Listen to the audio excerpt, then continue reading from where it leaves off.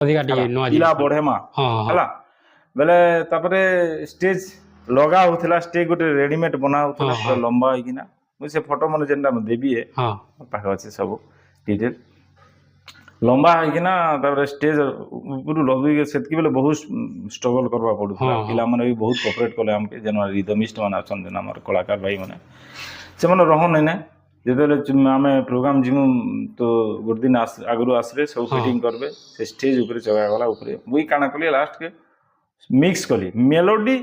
with band band ହଁ କେନ୍ତା করে ମିକ୍ସ ହେବା ହଁ ହଁ ମିକ୍ସ ହେଲେ ଗୋଟେ ଅଲଗା ଅଲଗା ଗର୍ଜିସ୍ ତାର ଅଲଗା ମାନେ ହଁ ଲାଗବା ହଁ ତ ମୁଇଁ ଭାବିଲି ଉପରେ କେନ୍ତା ଟୁକେଲ ନାଚବା ସିଙ୍ଗର ଗାଇବେ ଗାଇବେ ତଲେ ବଜାବେ ବଜାବ ତ ସେନୁ ଫେର ପିଲା ଆମେ ଇଟା କଲୁ ଯେତେବେଳେ 10ଟା ନିଶାନ ଆଉ 5ଟା ତାସା ଝାଞ୍ଜ 2ଟା